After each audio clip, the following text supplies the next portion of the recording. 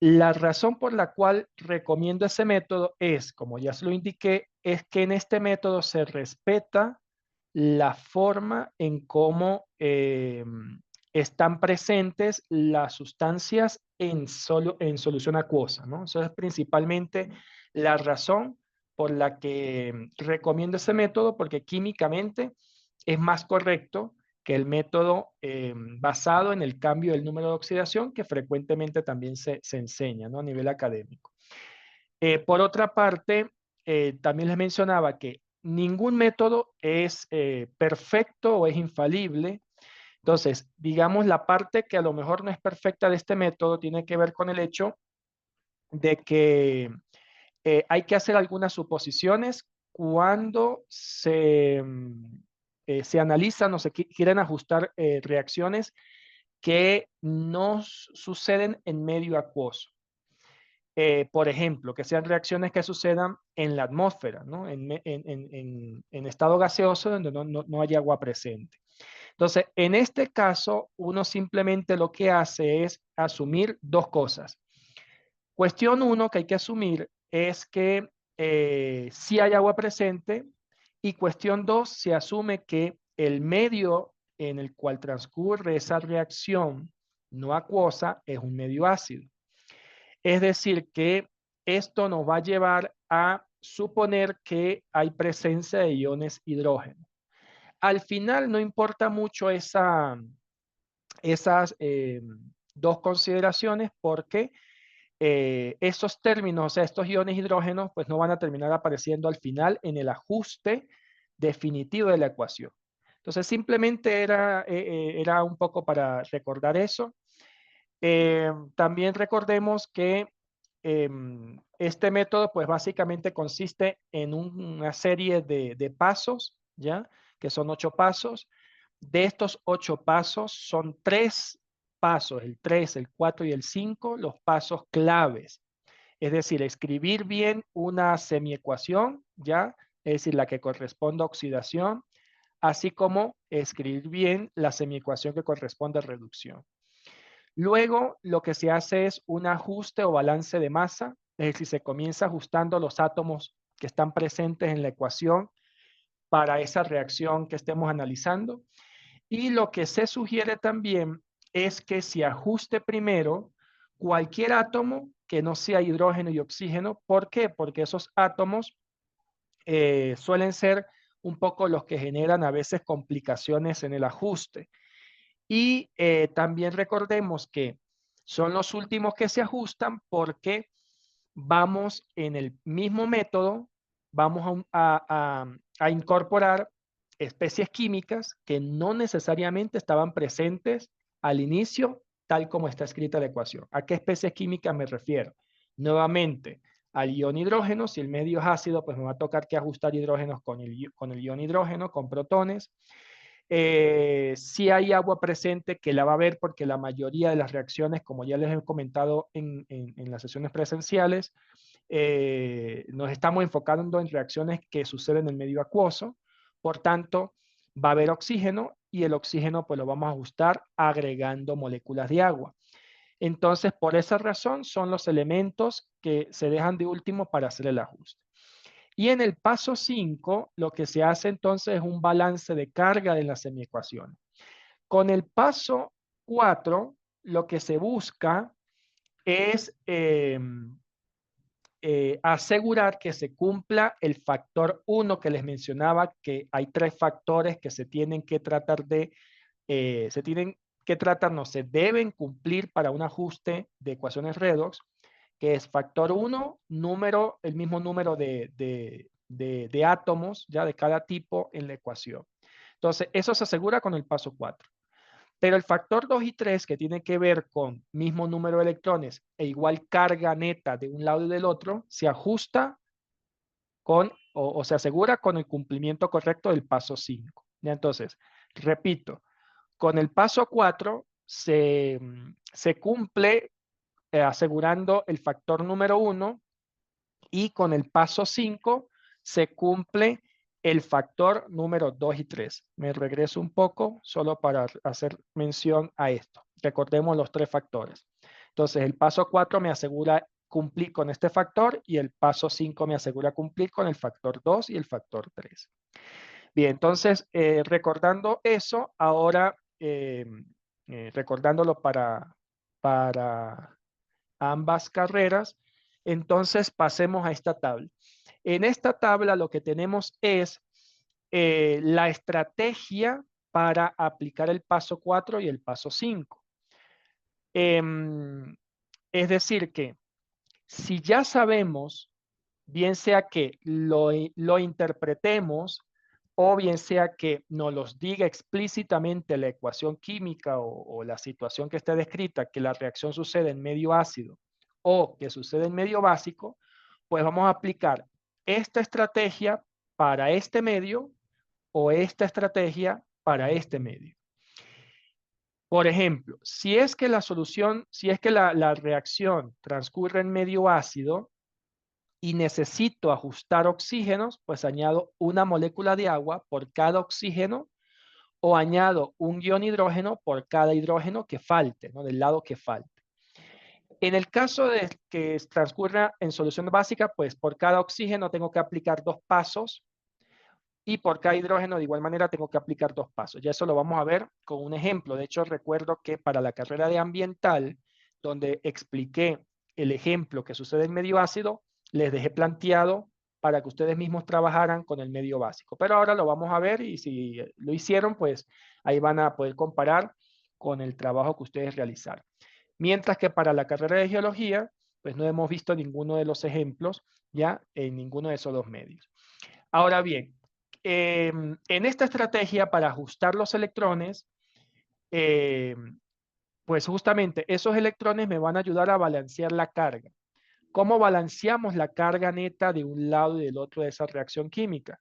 Eso lo vamos a hacer pues agregando electrones ya en el lado que tenga la carga positiva global más grande. Sí, eso lo vamos a ver nuevamente ahora. Del lado de la reacción, sea este el reactante, el lado de los reactantes, o sea, del lado de los productos, vamos a agregar electrones solo del lado donde la carga neta de ese lado sea positiva, la carga positiva más grande. Entonces veamos eso con algunos ejemplos. Nuevamente, como recordatorio para ambiental, nuevo para geología. El ejemplo 1 es una ecuación química que me está reflejando una reacción que sucede en medio ácido. ¿Cómo sabemos que sucede en medio ácido? Cuando vemos los reactantes, observamos que esto es una sal neutra, o sea, permanganato de potasio, esto es un compuesto molecular, peróxido de hidrógeno, y este es el ácido sulfúrico. Entonces, ya al ver el ácido sulfúrico como un reactante, asumimos que la reacción transcurre en medio ácido. Eso me indica que de la tabla yo voy o ustedes se van a concentrar es en esta estrategia. Van a añadir agua o iones de hidrógeno según corresponda, según se requiera. No van a aparecer allí, no deben aparecer grupos hidróxido. ¿Ok?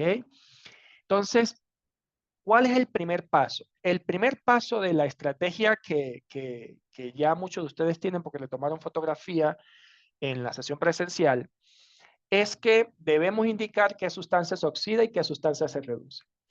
Para esto es necesario, se recomienda que disocien cualquier sustancia de la ecuación química que pueda por naturaleza disociarse en medio acuoso.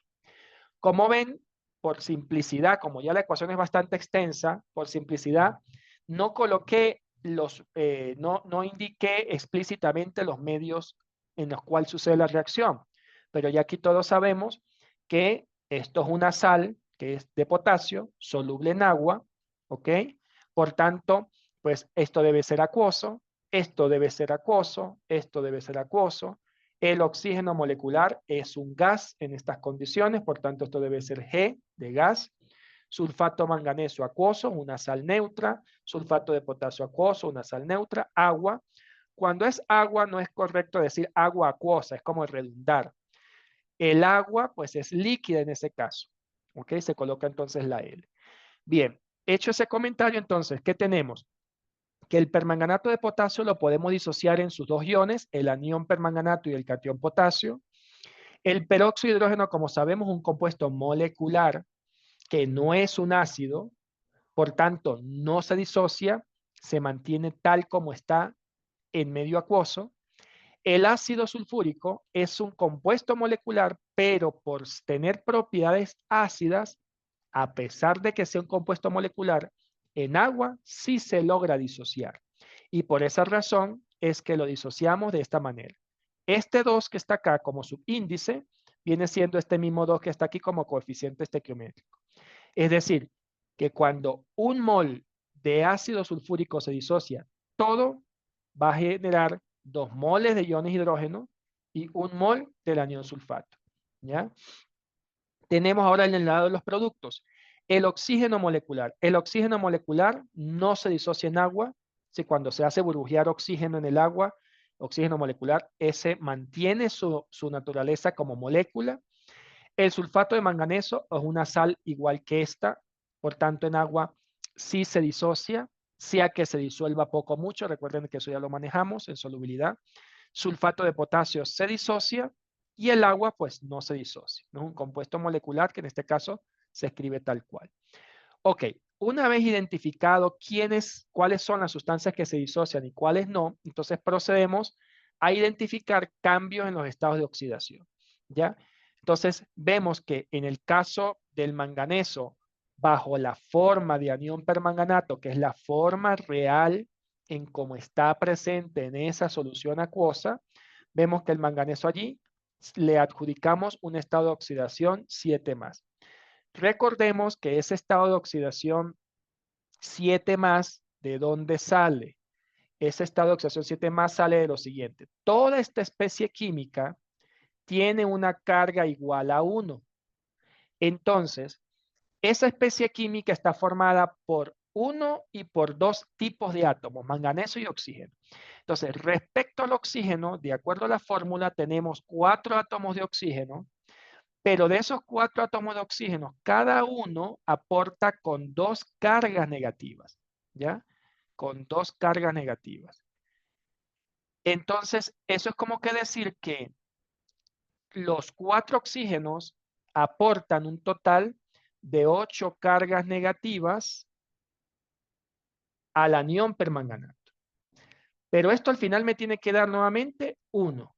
Entonces, por deducción sabemos que la carga o el estado de oxidación que aporta el manganeso para que esto sea igual a 1 debe ser más 7 cargas positivas, ¿ya? Y eso pues me daría la carga que estamos buscando, que es 1 negativo, ¿ok? Entonces, de esa manera se deduce este estado de oxidación.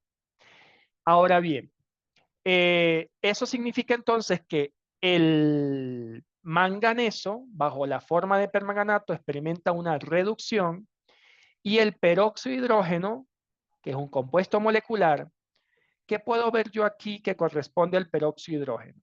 Bueno, lo que yo puedo ver aquí que corresponde al peróxido de hidrógeno, o sea, que es el producto de la descomposición del peróxido de hidrógeno, es el oxígeno molecular.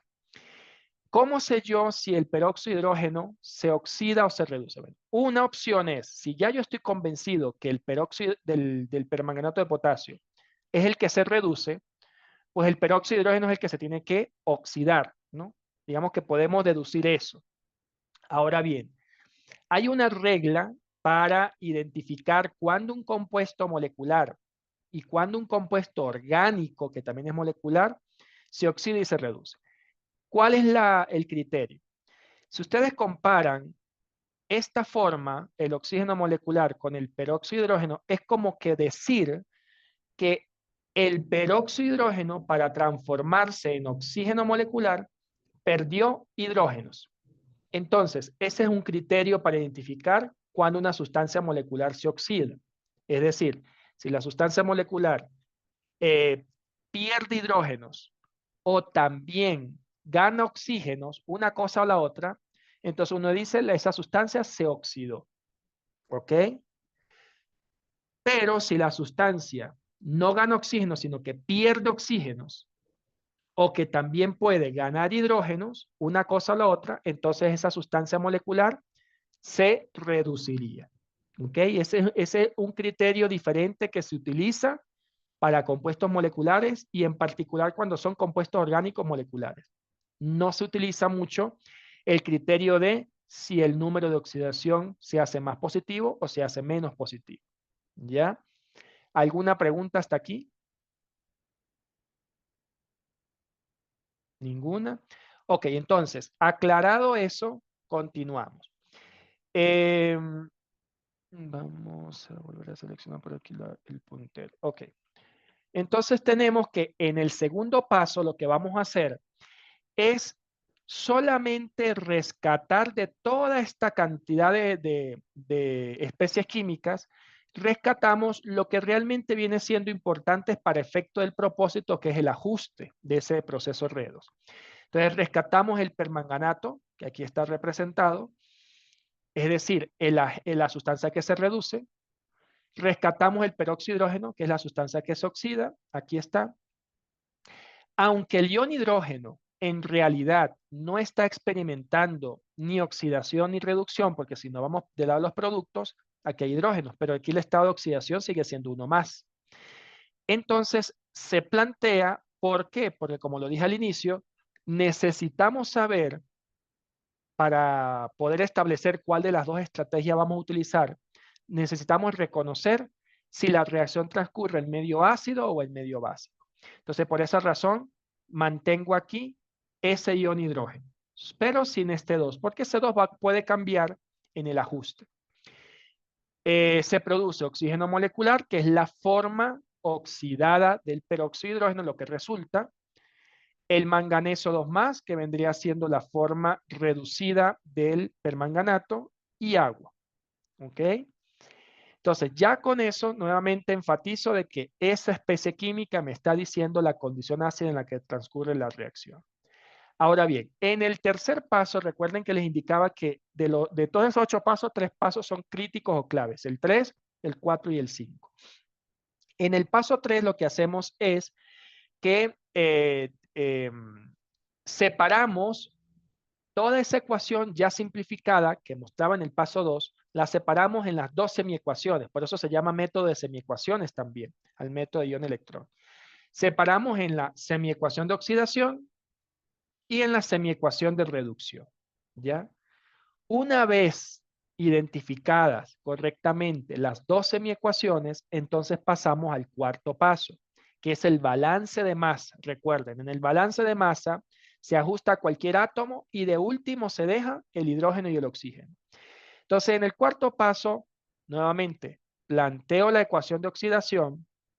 Obviamente aquí yo lo estoy haciendo paso a paso y por eso se ve largo, pero una vez yo tenga las dos semiecuaciones, yo puedo ir aplicando aquí el paso 4 en paralelo y el paso quinto. Entonces, en el cuarto paso, ahora voy a proceder a ajustar, repito, el balance de masa o los tipos de átomos. Entonces, ¿qué vemos acá? Aquí no hay átomos diferentes de hidrógeno y oxígeno, por tanto no me queda de otra sino comenzar a balancear uno de esos dos tipos de átomos.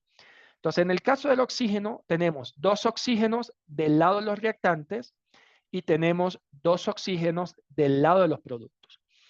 En cuanto a los hidrógenos, tenemos 2 hidrógenos en los reactantes, pero no tenemos ningún átomo de hidrógeno del lado de los productos. Por tanto, hay un desajuste o un desbalance respecto a los átomos hidrógenos en esa semiecuación de oxidación.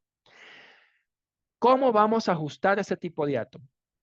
Como ya sé que transcurre el medio ácido, yo me voy a la tablita, y ahí quien desee me puede ir ayudando con la tablita, me dice que si la reacción transcurre en medio ácido y se quiere ajustar átomos de hidrógeno, ¿qué especie química tiene que colocar?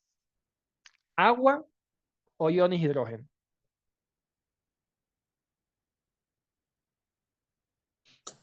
Iones de hidrógeno. Iones de hidrógeno.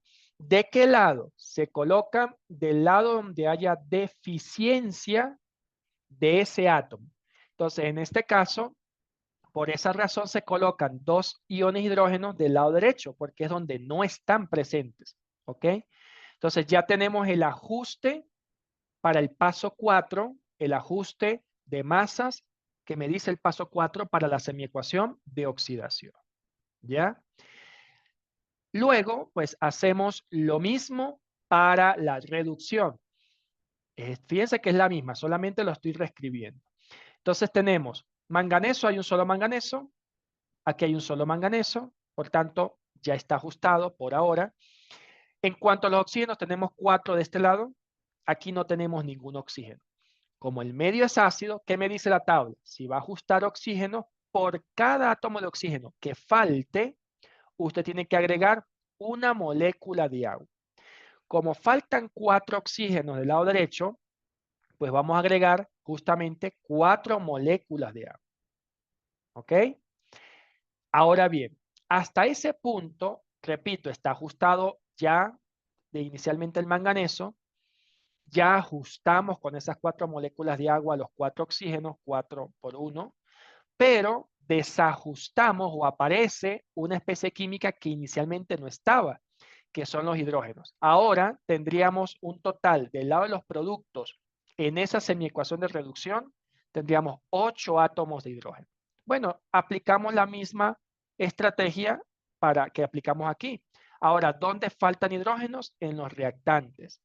¿Cuántos faltan? 8. Entonces, como la reacción transcurre en medio ácido, pues agregamos 8 protones. Y listo, asunto resuelto. Paso 4 cumplido. ¿Preguntas? ¿No? Ok, avanzo entonces. Ahora pasamos al paso quinto. El paso quinto que me indicaba que en ese paso lo que vamos es a ajustar las cargas eléctricas. ¿Cómo vamos a ajustar las cargas eléctricas?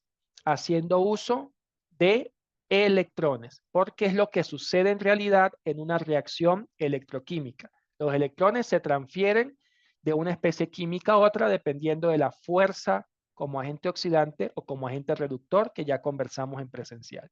Entonces, vuelvo a reescribir la ecuación de oxidación que obtuve en el paso 4. Entonces, ¿aquí qué hacemos? Bueno, ¿qué dice ese paso quinto? ¿Dónde se colocan los electrones?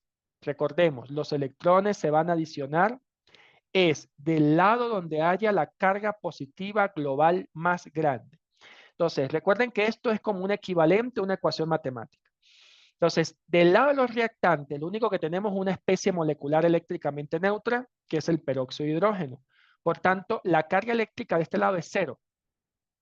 Pero la carga eléctrica global del lado de los productos es 0 más 2 cargas positivas. O sea, es 2 cargas positivas la carga global del lado de los productos. Por tanto, si yo aplico lo que me dice el paso quinto, los electrones que faltan, ¿cuántos serían? Para igualar la carga. 0 igual a 0. ¿Cuántos Dos. tengo que incorporar? ¿Cómo, ¿Dos Godoy? electrones? 2 electrones, correcto. Entonces agrego los 2 electrones del lado de los productos. Recuerden que yo les indiqué en clase presencial que en toda semiecuación de oxidación, los electrones siempre deben aparecer en los productos, porque oxidar es pérdida de electrones, transferencia de electrones, como equivalente a decir, se producen electrones. Se producen electrones. En este caso, 2. Entonces, 0 más 2 más 2 menos, pues ya tengo 0 igual a 0. Ajusté la carga haciendo uso de 2 electrones para la semiecuación de oxidación. Y hago lo símil para la semiecuación de reducción. Tendríamos del lado de los reactantes 8 cargas positivas que sumadas con una carga negativa me da 7 cargas positivas global del lado de los reactantes. Mientras que del lado de los productos tengo 2 cargas positivas que suman a 0. O sea, por ahora no tenemos una igualdad, ¿no? Sino una desigualdad.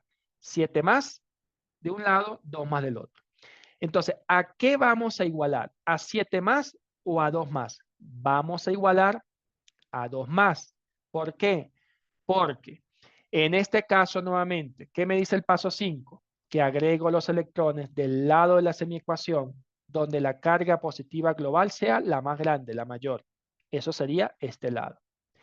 Y que eso me lo confirma porque si esto es una semiecuación de reducción, pues los electrones deben ir del lado de los reactantes. Entonces, si voy a igualar a 2 más, ¿cuántos electrones tengo que colocar aquí? 5. 5. 5. Agrego los 5 electrones. Listo. Entonces ya ajusté. ¿Ok? Cada semiecuación por separado. Ya de aquí en adelante es básicamente estrategia matemática de que ahora, fíjense, comenzamos con una sola ecuación. Luego la dividimos en dos. Las trabajamos separadas. Ahora que toca, volverlas a combinar. ¿Ok? Entonces lo que hacemos allí es lo que hacemos en matemática. En el sexto paso, pues lo que hacemos es que el número de electrones que utilizamos en la semiecuación de oxidación lo vamos a utilizar como factor que va a multiplicar la semiecuación que está como contraparte, que es la semiecuación de reducción. Nótense que aquí lo único que yo hice fue reescribir todo esto e intercambiar el valor que encontramos que era necesario respecto al número de electrones, ¿ya? Para usarlo como factor que multiplica a la semiecuación complementaria. El 2 de la oxidación multiplica a la de reducción y el 5 de la reducción multiplica a la de oxidación. Una vez yo comience a operar eso, es decir, comienza a multiplicar 5 por el coeficiente estequiométrico. 5 por 1, 5. 2 por 5 electrones, 10 electrones. Y así sucesivamente, pues yo lo que voy a obtener en el paso 7 es esto. 5 por 1, 5 peróxido de hidrógenos. Como ya aquí no hay más reactantes, me voy para la siguiente ecuación para completar todos los reactantes que correspondan. 2 por 5 electrones, 10 electrones, más 2 por 1 permanganato, 2 permanganatos, más 2 por 8 hidrógenos positivos, 16 hidrógenos positivos. Ahora sí, ya terminé los reactantes, ya combiné los reactantes de las dos semiecuaciones por separado en una sola. Hacemos lo mismo para los productos y tengo 5 por 1, 5, 5 por 2 hidrógenos, iones hidrógenos, 10, 5 por 2 electrones, 10 electrones, 2 por 1 manganeso, 2 más, 2 manganeso, 2 más, y 2 por 4, 8 moléculas de hidrógeno. Entonces, nótense que en el paso 7 yo voy a poder observar lo que me decía el factor 2 de los 3 factores que hay que cumplir, que el número de electrones tiene que conservarse, porque si no se conserva, no se está cumpliendo la ley de la conservación de la masa. Entonces, yo aquí veo que en total hay 10 electrones que están siendo transferidos. En total, 10, 10. ¿Ok? Entonces, una vez yo llegue a eso, pues comienzo a observar, como lo hacemos en matemáticas, términos que sean iguales a un lado y al otro, ¿ya? En este caso no del signo igual, sino de la flecha. Entonces, una de esas cuestiones, pues es los electrones, 10 electrones, 10 electrones, se anulan. Otra especie química que vemos similar son los iones hidrógeno, 16 iones hidrógenos de un lado, pero del otro hay 10 iones hidrógeno. Eso significa que va a haber iones hidrógeno sobrando de un lado. En este caso, van a quedar sobrando 6 iones hidrógeno o protones del lado de los reactantes. Lo cual es lógico que sobren. ¿Por qué? Porque como vimos al inicio, dentro de los 3 tipos de reactantes que hay en esa ecuación, uno de esos es el ácido sulfúrico. Por tanto, es lógico que queden iones hidrógenos un poco sobrando del lado de los reactantes. Bueno, ya con eso, pues al simplificar todo eso, me queda esta expresión, que es mucho más sencilla. 5, 5, 2, 2, 16. Como les decía, me quedan de esos 16, me quedan 6 protones nada más. ¿Ok? 5 oxígenos, moléculas de oxígenos, 2 cationes manganeso, 8 moléculas de agua. Y listo, ya básicamente ahí está la tarea cumplida. Se ajustó la expresión, que es la manera como se suelen representar las ecuaciones redox, ya en la versión, digamos, como simplificada.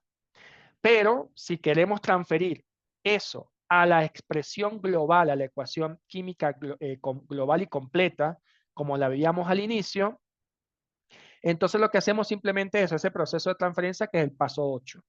5 peróxidos, 2 permanganatos, pero ¿de dónde venía el permanganato? De una sal que era el permanganato de potasio. Bueno, colocamos 2 permanganatos de potasio. Al final van a ver que el potasio no se va a desajustar, ¿ya? Porque fíjense que aquí no aparece el sulfato de potasio que sí estaba en la reacción, ¿ok? Entonces, bueno, seguimos. Pasamos ahora a los iones hidrógeno. Si bien es cierto, aquí aparece como coeficiente estequiométrico 6, pero como el ácido que se utilizó es ácido sulfúrico, que es un ácido diprótico, di de 2 y prótico de 2 protones o 2 hidrógenos disociables, lo que se hace es que se divide este 6 para 2 y el resultado de eso es 3. Por eso aquí se coloca 3. ¿Por qué? Porque al multiplicar ahora la inversa, 3 por 2, 6. Entonces se conserva ese coeficiente estequiométrico que obtuvimos luego de aplicar toda esta serie de pasos. ¿Ya? Si fuese, por ejemplo, ácido fosfórico, que es H3 sub 3 PO4, y aquí nos sigue dando 6, pues tendríamos que dividir ese 6 para ese 3. Y 6 dividido para 3 me da 2. Entonces aquí en vez de 3 debería ser 2. ¿Ok? Y eso se sigue conservando porque ahora sería 2 por 3, 6. Si aquí fuese no ácido sulfúrico, no un ácido diprótico, no un ácido triprótico como el ácido fosfórico, sino un ácido monoprótico, como por ejemplo ácido clorhídrico, que es HCl, entonces ese 6 sí se escribe aquí tal cual 6, porque se conserva ese 6, ¿ya? Pasemos ahora del lado de los productos. Tenemos 5 moléculas de oxígeno, 5 moléculas de oxígeno, 2 cationes manganeso 2 más, pero esos 2 cationes manganeso 2 más realmente están acompañados del contraión, que es el sulfato. Entonces sería 2 sulfatos de manganeso. 8 moléculas de agua, 8 moléculas de agua.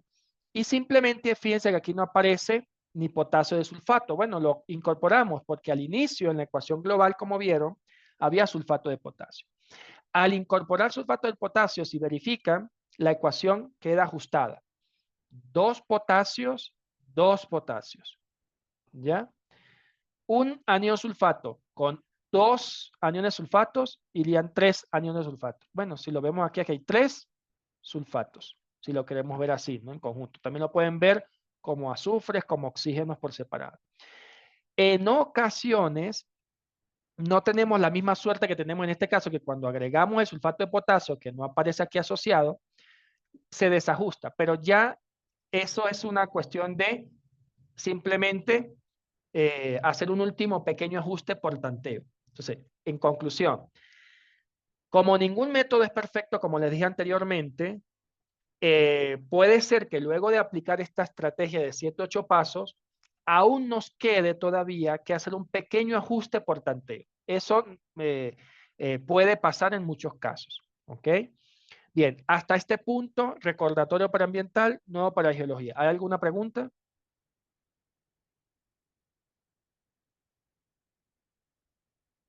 No, ¿estamos claros? Bueno, entonces si hay claridad, pasemos al ejemplo 2. En el ejemplo 2, ahora es para que visualicen cómo es la estrategia de ajuste, pero para una ecuación química que corresponde a una reacción electroquímica donde el medio es básico. Entonces, vemos aquí zinc, nitrato de sodio e hidróxido de sodio. Este es el medio básico. Ya ahí confirmo. Si hay un hidróxido, pues el medio tiene que ser básico. Y tenemos los productos. ¿Ya? Bueno, ¿qué hacemos en el primer paso? Lo mismo que hicimos en el primer paso del medio ácido.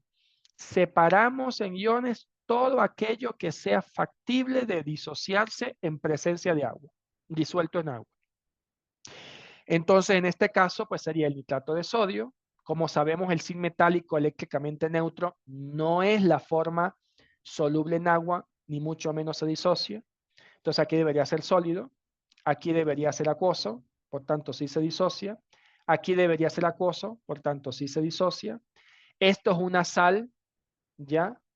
Eh, digamos un poco particular, como las sales de manganeso, ¿ya? Porque aquí el anión vendría siendo un anión que contiene un metal, que es zinc.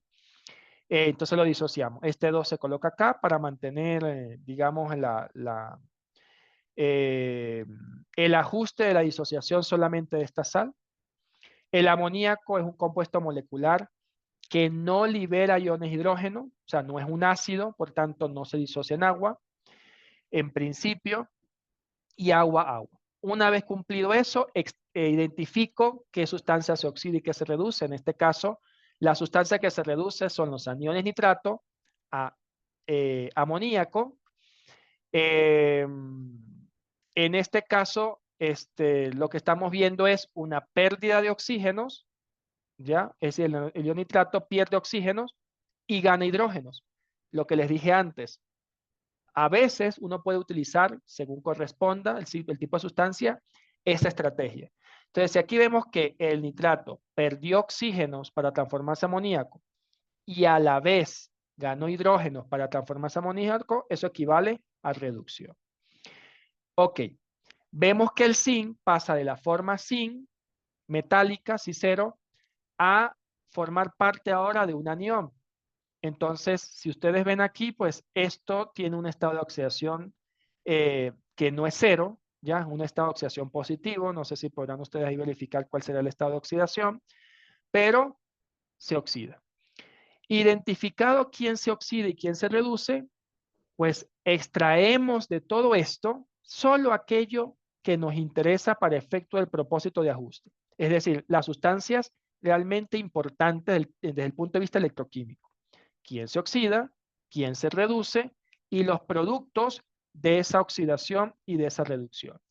Como les indicaba, puedo colocar sí o no el grupo hidróxido, aunque no está experimentando ni oxidación ni reducción, pero lo coloco es para enfatizar de que el medio en el que transcurre la reacción es básico, ¿ya? OH y agua. Trabajo ahora con eso y ahí entonces separo en las dos semiecuaciones, la de oxidación y la de reducción.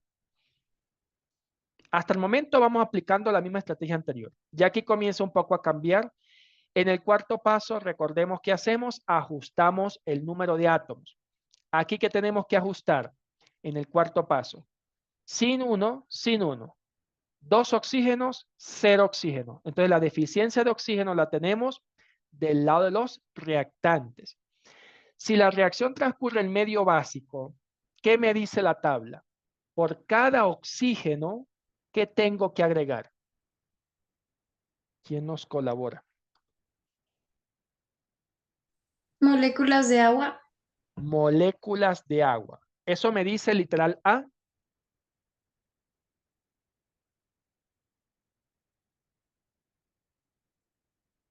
Pregunto, ¿eso me dice literal A?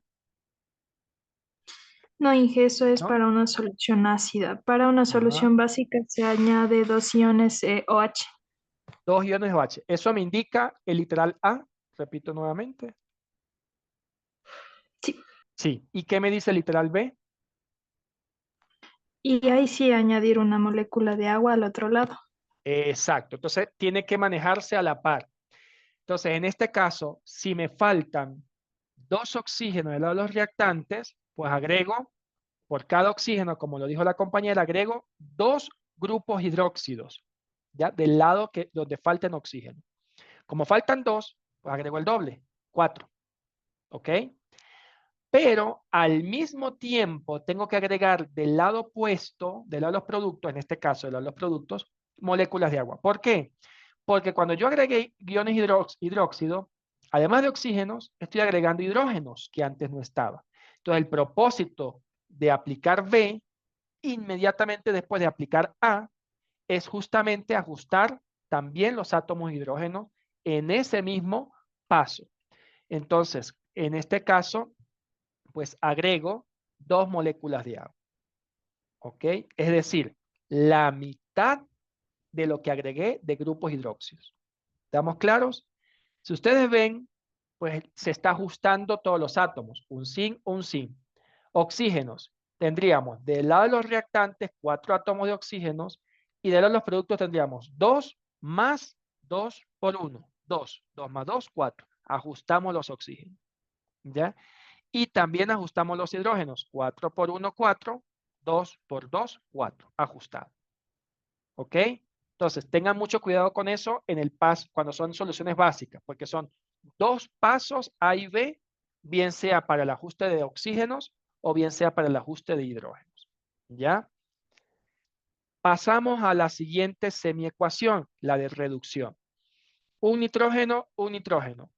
Tres oxígenos, no hay oxígenos. Tres hidrógenos, no hay hidrógenos. Entonces tenemos desajustado tanto oxígenos como hidrógenos. ¿Ok? Aplicamos la misma estrategia. Bien sea que comencemos con oxígeno o bien sea que comencemos con hidrógenos. ¿Ya?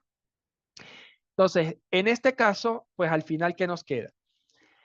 Si aquí tenemos 3 oxígenos y aquí teníamos 0 oxígenos, como hicimos acá, ¿cuántos grupos de hidróxido vamos a agregar? El doble de átomos de oxígenos que me falten. Si me faltan 3, agrego 6 grupos hidróxido.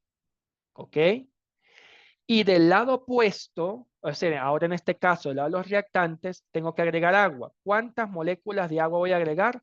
La mitad de las que usé o agregué de iones hidróxidos. O sea, 3, pero moléculas de agua.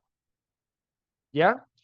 Y listo, ya tendría ajustado el número de átomos. Ya hice el balance de masas en el paso 4. ¿Alguna pregunta hasta ahí? ¿Ninguna?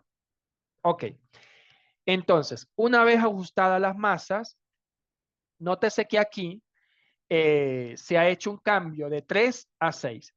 ¿Por qué ese cambio? ¿Por qué se ha hecho ese cambio de 3 a 6? Si nosotros revisamos el resultado de todo este proceso, veamos, tendríamos un nitrógeno. Eh, Hidrógenos, tendríamos 3 hidrógenos más 6 hidrógenos, tendríamos 9 átomos de hidrógeno del lado de los productos. En el lado de los reactantes, vemos que tendríamos en hidrógenos 6 átomos de hidrógenos, por tanto, no está ajustado todavía el número de átomos de hidrógenos. ¿Ok? Si vemos los oxígenos, veamos qué pasa con los oxígenos. Tendríamos del lado de los productos 6 átomos de oxígenos. Y del lado de los reactantes tendríamos 3 más 3 átomos de oxígeno serían 6. ¿Ya? 3, sí, correcto. 3 más 3 serían 6. Entonces, en ese caso, nosotros lo que podemos hacer es, para reajustar el número de átomos de hidrógenos, es cambiar ese 3 a 6 de tal manera que podamos terminar de hacer los ajustes que sean necesarios en ese caso. ¿Ya? Entonces, al hacer esos reajustes, pasaríamos ahora. Tendríamos ahora en total 12 átomos de hidrógenos, pero ahora del lado de los productos tendríamos 6, como dijimos antes, 9. Entonces lo que hago es que, como modifiqué las número de moléculas de agua, tengo que también modificar el número de grupos hidróxidos. ¿A qué valor? A 9. ¿Ya? De esa manera tendríamos 9 hidrógenos que sumado con 3 me dan 12 y aquí tendríamos 2 hidrógenos. En oxígenos tendríamos 6 oxígenos que sumado con 3 serían 9 y aquí tendríamos 9 oxígenos. ¿Ya? Entonces, en ocasiones hay que hacer también unos pequeños ajustes de cuentas en el paso 4. ¿Ok? Al igual que como lo mencionaba en el paso 8 que vimos en el ejemplo anterior. ¿Ya? Entonces, a veces suceden ese tipo de, digamos, de situaciones en las que tenemos que hacer pequeños reajustes. Entonces, haciendo todo ese reajuste, al final nos queda de esta manera. ¿Ya? Aplicamos el paso 5. Nuevamente repito lo que resultó en el paso 4 para la primera semiecuación. Y vemos, del lado de los reactantes tenemos un total de 4 cargas negativas. Del lado de los productos tenemos un total de 2 cargas negativas. Por tanto, tenemos que tratar de que se haga igual. Ahora, nótese que en este caso no hay cargas positivas. Solo hay cargas negativas a ambos lados de la flecha. ¿Ok? Pero bueno, ¿cómo sabemos a qué lado vamos a agregar electrones? ¿Cómo sabemos a qué valor vamos a igualar? ¿O igualamos a 4 cargas negativas o igualamos a 2 cargas negativas? Bueno, la respuesta básica, ¿dónde va a estar? Dijimos que esto corresponde a una semiecuación de oxidación, ¿no? Así fue. De regreso. De oxidación.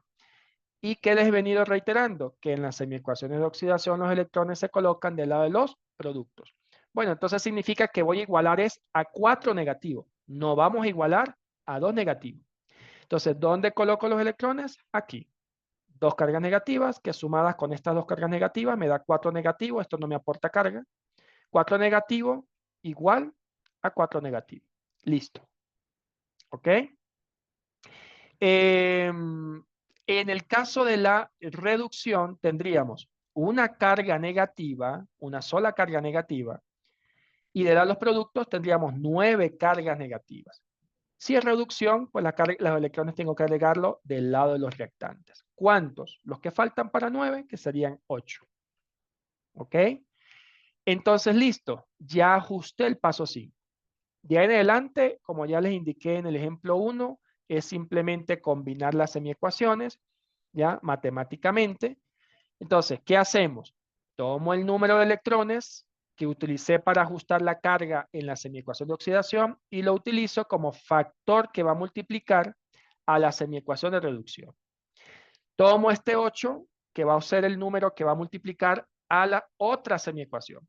¿Por qué aquí aparece 4 y 1? Bueno, como sabemos, son pares, o sea que yo puedo trabajar con números más pequeños, los puedo simplificar. El 8, mitad de 8, 4, mitad de 2, 1 y trabajo con eso. Números más pequeños, más fácil. Listo, entonces hago toda la multiplicación que ya les indiqué anteriormente. 4 por 4, 16 grupos hidróxido. Y hago la misma estrategia anterior. Y al final tengo todo esto que se ve que es bastante extenso. Pero como ya vimos antes, hay términos que obviamente tienen que ser comunes en esta etapa. ¿Cuáles? Los electrones fijos en esta etapa, en este paso, tienen que ser iguales. Si no son iguales, cometimos algún error en el proceso.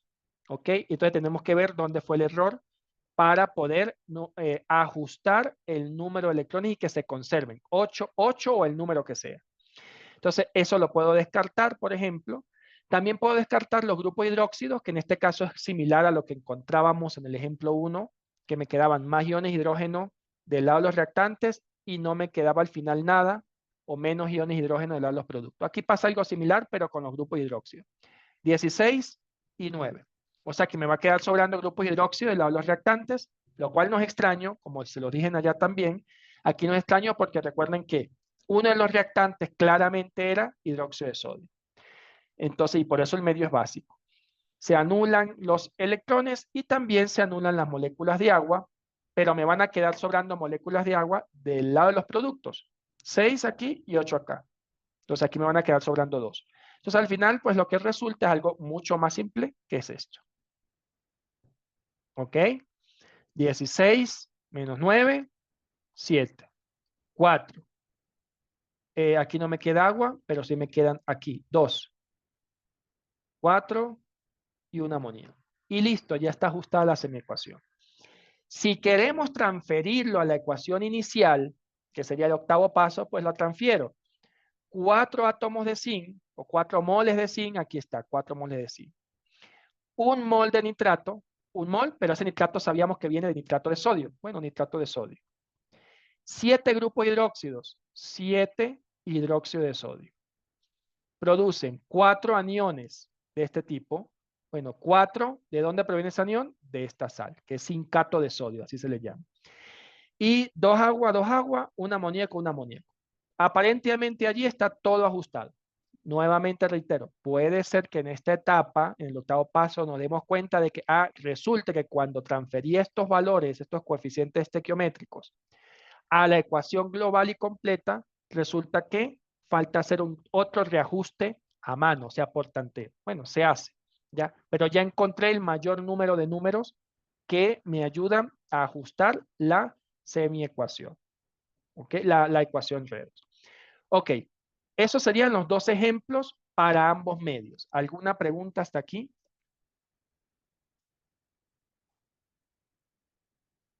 ¿No hay preguntas? ¿Me entendieron? ¿O se fueron a cenar? Dije una pregunta.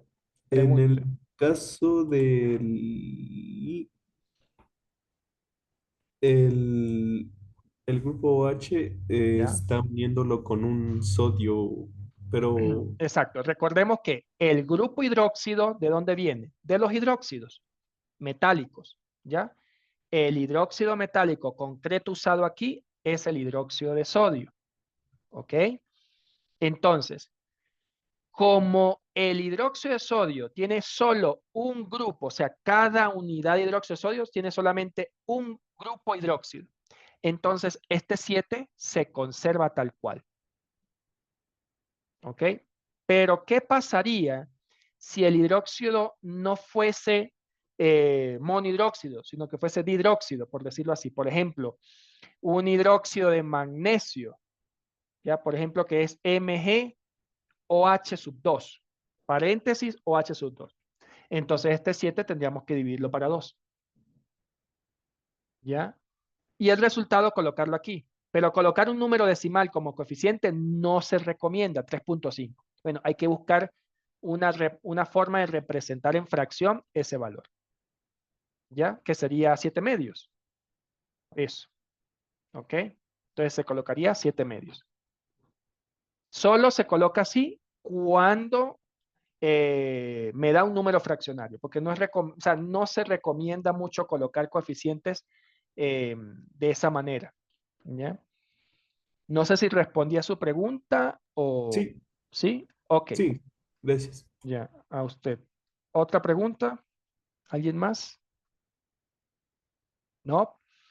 Bien, entonces, ya hablamos de métodos de ajuste, ¿no? Ahora vamos, y ya esta es la última parte del tema 2. Entonces ya con esta sesión, por eso la quería tener, para cerrar ya el tema 2.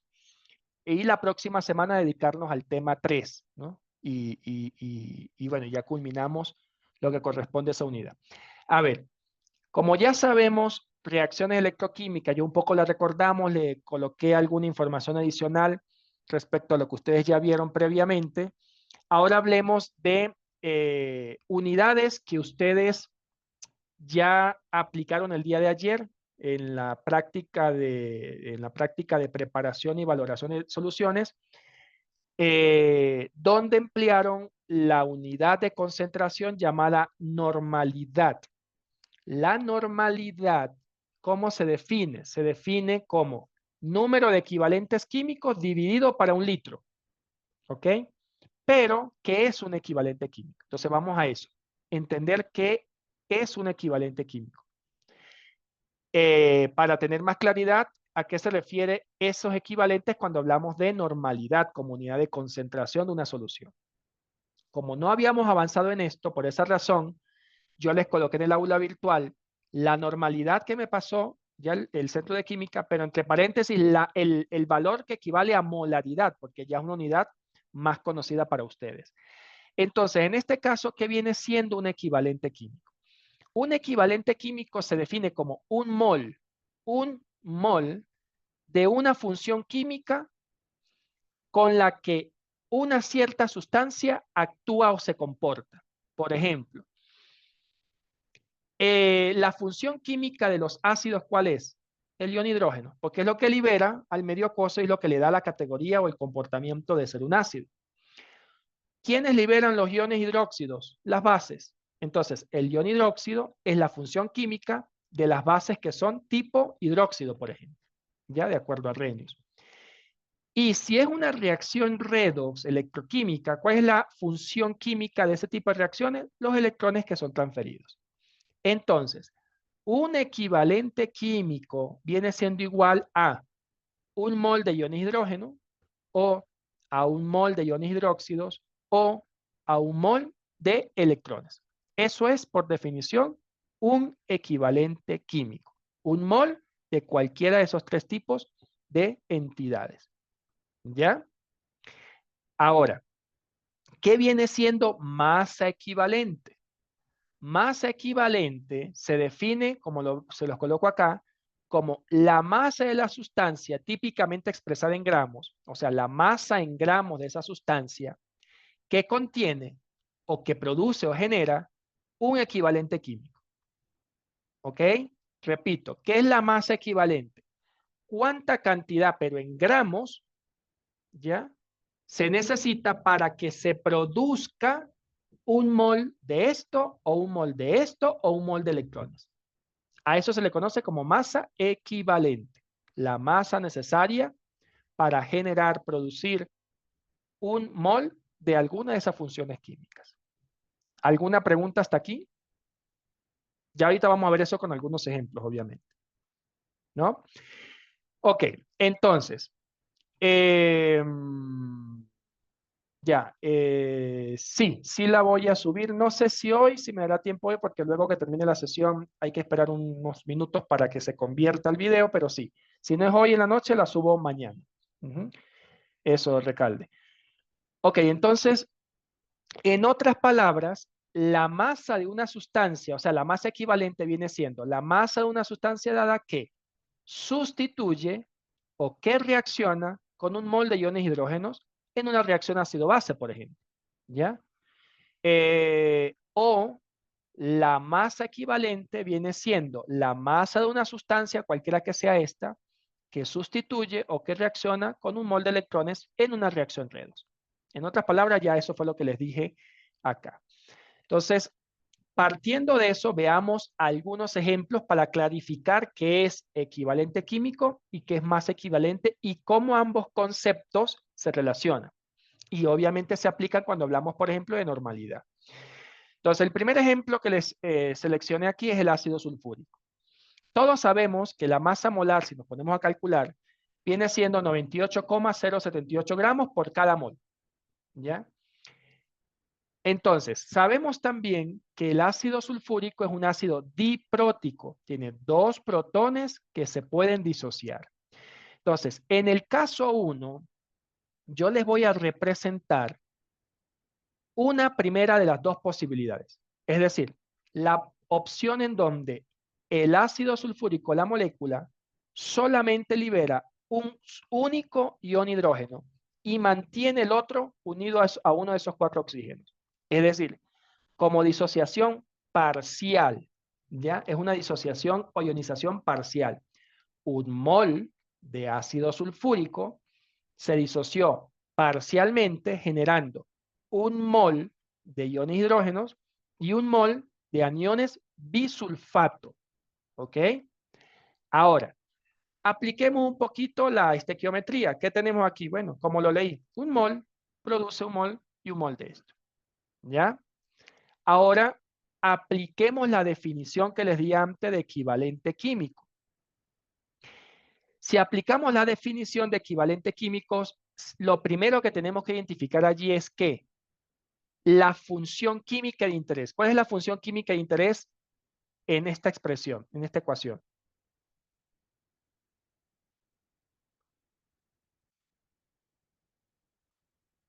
¿Quién desee? Si no, hago uso de la ruleta. ¿El ion hidrógeno? Correcto, el ion hidrógeno. Entonces, aquí hay ion hidrógeno. Esa es la función química que me interesa. Y obvio, me interesa esa función química porque esto es un ácido. Entonces, la función química de los ácidos es el ion hidrógeno, en los llamados protones según Arrhenius. Ahora bien, ¿qué vemos aquí? Un mol. Por tanto, todo esto que vendrá siendo por definición.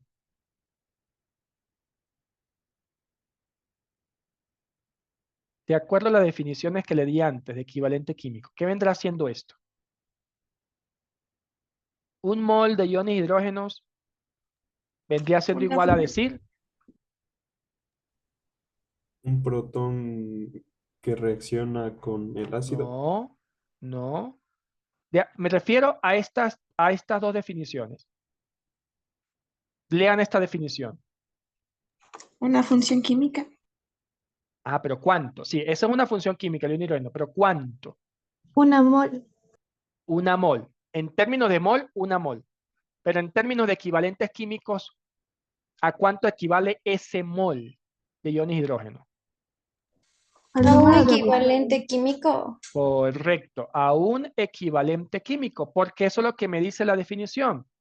Un equivalente químico es un mol de iones hidrógeno, de esa función química para este caso. Entonces, listo, ahí tenemos ese equivalente químico. Es como que decir que cuando un mol de ácido sulfúrico se disocia parcialmente, va a producir un equivalente químico. de iones hidrógeno. Eso es el lenguaje. A veces en la literatura se utiliza ese lenguaje. A veces nos dice, bueno, un mol, cuando se disocia un mol de ácido sulfúrico parcialmente, se genera un mol de iones hidrógeno. Bueno, está esa otra opción en el lenguaje, ¿no? Ok, ahora, veámoslo desde el punto de vista del concepto de masa equivalente, ¿ya? Entonces, recordemos, ¿qué es masa equivalente? La masa en gramos que se requiere para producir un equivalente químico. O sea, un mol de la función química que corresponde, ¿ya? Entonces, como les indiqué aquí antes, la masa molar del ácido sulfúrico es esa. Simple, es la misma, 98,078 gramos de ácido sulfúrico. Bueno, ¿esa masa cuánto equivale? Pues a un mol. ¿Ya? A un mol. Entonces, esta masa, este mol equivale a esta masa. Este mol, repito, equivale a esta masa. ¿Ya? Porque es la masa molar. ¿Ok? Pero resulta que esa masa que equivale a este mol, ¿qué me produce? Un equivalente químico cuando se disocia parcialmente. Por eso les coloco aquí. En términos de masa equivalente, ¿cuánta masa se necesita para producir un equivalente químico de iones hidrógenos que es igual a un mol de esos iones? 98,078 gramos de ese ácido. ¿Ya? Entonces, ¿cuál es la masa equivalente? Esa, para el caso 1, cuando la disociación es parcial. Veamos bueno, esto es, no sé si a lo mejor esto lo vieron en sus cursos previos de cómo calcular la masa equivalente, por ejemplo, de un ácido. ¿Cómo se calcula la masa equivalente de un ácido? Se agarra la masa molar y esa masa molar se va a dividir para el número de funciones de química de interés. Si es un ácido, pues la de interés es los iones hidrógeno. Y si aquí hay 2, pues divide la masa molar para 2. Y esa sería la masa equivalente. ¿Ya? Por ejemplo, si yo aplico esta ecuación atendiendo a esta disociación, no debería dividir para 2, debería dividir para 1, porque estamos atendiendo a la disociación parcial. O sea que si yo agarro y divido 98,078 gramos, divido para 1, pues se me va a mantener lo que ya les dije aquí. Entonces, uno dice lo siguiente, dice, bueno, la masa equivalente del ácido sulfúrico cuando se disocia parcialmente es igual, el valor es igual a su masa molar. 98,078. Pero las unidades son diferentes. Gramos por cada equivalente. ¿Ok? Eso significa masa equivalente. Vamos al caso 2 ahora para la misma sustancia. No es la misma sustancia. Pero ahora vamos a evaluarlo cuando el ácido sulfúrico se disocia totalmente. ¿Qué es lo que sucede realmente para ese material? ¿Por qué? Porque el ácido sulfúrico es un ácido fuerte, es un ácido molecular, pero a pesar de ser molecular, es un ácido fuerte. Entonces, realmente en agua ese ácido se disocia todito. Entonces, bueno, tenemos esto. Ácido sulfúrico, cuando un mol de ácido sulfúrico se disocia totalmente, completamente, produce en el medio acuoso 2 moles de iones de hidrógeno y 1 mol de aniones sulfato. Y ahí lo tenemos con números. ¿Ya? Ok. Pregunto, ¿cuántos equivalentes químicos generó la disociación completa de un mol de ácido sulfúrico? 2 Dos. equivalentes químicos. Correcto, exacto. 2 equivalentes. ¿Ya? Entonces, ahora la pregunta es, ¿cuál será la masa equivalente del ácido sulfúrico en esa situación de disociación completa? Bueno, entonces, ¿qué vemos? Que un mol de ácido sulfúrico, como produjo 2 equivalentes químicos de ese ion hidrógeno, ¿a cuánto equivale en masa ese mol de ácido sulfúrico? A lo que ya sabemos, 98,038 gramos. ¿Ya? Recordemos que esta masa es lo mismo que esto. Son equivalentes, solo que son unidades diferentes. ¿Ya? Entonces resulta que esta masa de ácido sulfúrico, que es igual a este mol de ácido sulfúrico, cuando se disocia todo completamente, produce en agua 2 equivalentes químicos de iones hidrógeno. ¿Ya? Ah, pero la definición de masa equivalente es por cada equivalente químico, o sea, por cada mol de iones hidrógeno. Bueno, hago una reglita de 3 si lo queremos ver así. cuál será la masa que se necesita, pero para que solo se genere un equivalente químico de iones de hidrógeno. 1 por 98, tanto dividido para 2. Eso me da 49,039 gramos. Entonces, la masa equivalente del ácido sulfúrico para la disociación completa es eso, 49,039 gramos. ¿Ok? Si lo queremos ver con la ecuación matemática, que es la que normalmente utilizan, se utiliza, pues es lo mismo. Pero yo debo tener claro que voy a calcular la masa equivalente en función de cómo se disocia esa sustancia química. Si es un ácido o si es una base, o de cuántos electrones se transfieren si es una reacción redox. ¿Ya? Entonces, para este caso 2, pues sería la masa molar 98,078 dividido para 2, porque es la disociación completa. Y eso me va a dar lo que ya sabemos más arriba. ¿Ok? Entonces, para el segundo caso, fíjense lo que resulta, que la masa equivalente no es igual a la masa molar. Entonces, esa es otra cuestión que hay que tener precaución cuando uno hace uso de normalidad, que en ocasiones la masa equivalente, a pesar de que por definición es diferente la masa molar, en algunas ocasiones la masa equivalente puede ser igual a la masa molar, como lo vimos en el primer caso de esta misma sustancia. Pero como lo estamos viendo en este segundo caso, para esa misma sustancia, la masa equivalente no tiene el mismo valor que la masa molar. ¿Ok? ¿Estamos claros? ¿Alguna pregunta hasta aquí? Sí, Inge, una pregunta. ¿Ya? Sí, tal vez, ¿en qué situaciones se podrían dar que la masa equivalente sea igual a la masa molar? Normalmente cuando el número de funciones químicas es 1, un equivalente químico de hidrógeno, de iones de hidrógeno, un equivalente químico de hidróxido, un equivalente químico de electrones. Cuando es 1, ahí la masa molar la masa equivalente va a ser igual, va a tener el mismo valor que la masa molar.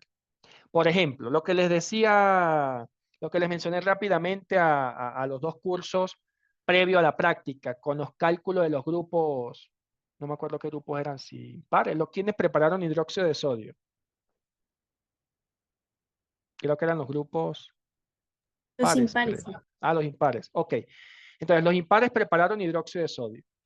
Entonces, yo, ¿qué les decía? Tenían la normalidad. No me acuerdo cuál era la normalidad, si alguien me recuerda. 0,1. 0,1. Ok. Entonces, entre paréntesis, ¿qué valor de molaridad tenían?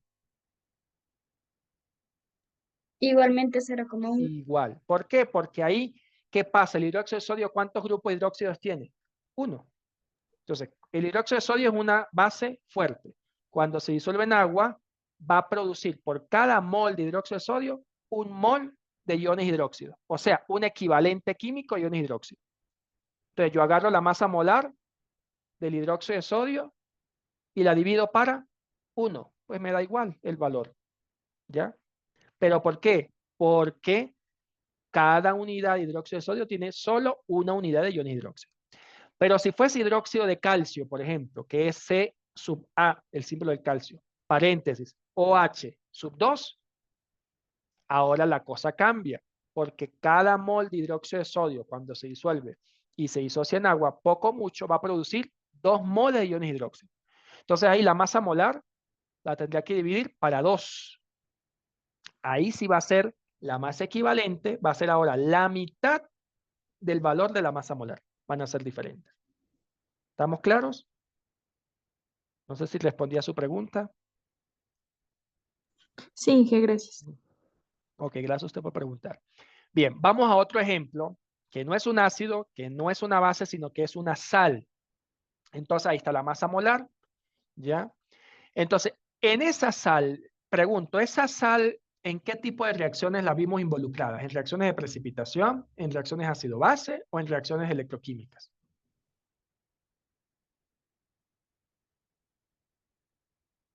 Permanganato de potasio. Precipitación. Precipitación. No, Ácido base. tampoco. Por descarte, electroquímicas. La vimos, estaba en uno del ejemplo que pasaba de 7 más a manganeso, o sea, permanganato a manganeso 2 más. Pero eso no era del catalizador, si no mal recuerdo. No, de hecho no hablaba de catalizador. Ujú. Ni hablaba de catalizador, no, ese es un reactante allí. Ujú. Entonces, el permanganato de potasio es un compuesto que se suele utilizar en ciertos tipos de reacciones electroquímicas. O sea, se hacen lo mismo que ustedes hicieron ayer en titulación, encontrar no sé si ya sacaron sus cálculos, ¿no? Pero encontrar la concentración de la solución desconocida, de la solución conocida, pero con concentración desconocida, a partir de yo medir adecuadamente cuánto volumen dejo caer de una solución, ya, desde bureta. Entonces, esa titulación que ustedes hicieron ayer, pero fue una titulación o valoración ácido-base, también hay técnicas de titulación o valoración, pero por la vía electroquímica, ¿ya? Técnicas de titulación redox se le llama. Y cuando se utiliza concretamente como agente titulante, el que se coloca en bureta, permanganato de potasio, se le llaman permanganometrías. Ese tipo de técnicas de titulación donde usan permanganato. Entonces, el permanganato de potasio, repito, pues es una sustancia que puede experimentar distintos tipos de reacciones electroquímicas redox. Vamos al primer caso. El primer caso es este. ¿Ya? Bueno, ahí hay una reacción redox donde el permanganato ganando un electrón se transforma en esto. Ok, entonces en ese caso, ¿cómo viene siendo la lectura? Bueno, que un mol de este anión reacciona con un mol de electrones, ahora son de electrones porque estamos hablando de un proceso electroquímico, y forma un mol de este producto, de ese otro anión.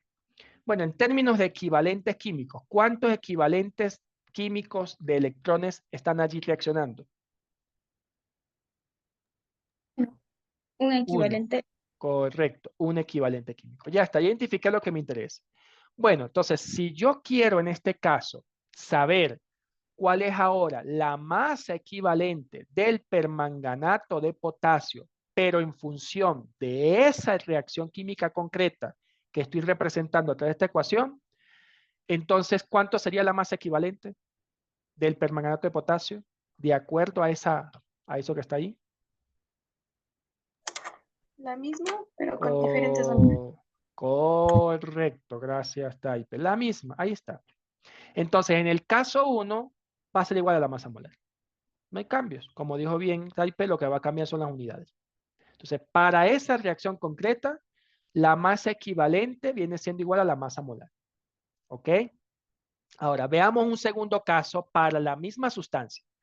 Entonces, en este caso, esta sustancia que la vemos aquí, el permanganato, ¿ya? Recuerden que aquí no se coloca potasio porque no participa realmente, es un ion espectador, ¿no? Así se les llama.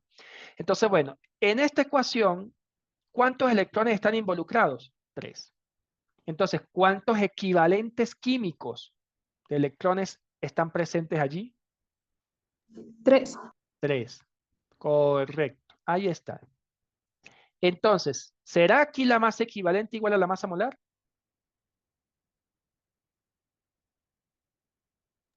No. ¿Sí? No. No. ¿Cuánto sería? ¿Cuánto sería el valor de la masa equivalente? ¿3 veces la masa molar o la tercera parte de la masa molar? La tercera parte. Tercera parte. Correcto. Ahí está. ¿Ya? Más o menos esa sería la masa molar. ¿Qué vendría siendo entonces en este caso? La masa equivalente, como ya ustedes lo mencionaron, sería diferente a la masa molar. ¿Ya? ¿Ok? ¿Alguna pregunta hasta allí? ¿No?